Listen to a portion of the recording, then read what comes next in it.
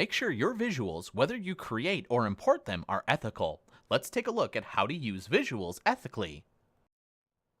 Ethical visuals convey and interpret statistical information and other types of data, products and equipment, locations, and even individuals without misrepresentation or misinterpretation. Ethical visuals should be accurate, honest, complete, appropriate, easy to read, clearly labeled, uncluttered, and consistent. Visuals do not always translate from one culture to another. While there are internationally recognized icons, visuals do not automatically transfer from one culture to another. Visuals and other graphic devices may have one meaning or use in the United States and a radically different one in other countries around the world. To avoid confusing or offending your international audience, consult a native speaker from your audience's country to see if your visuals are culturally acceptable.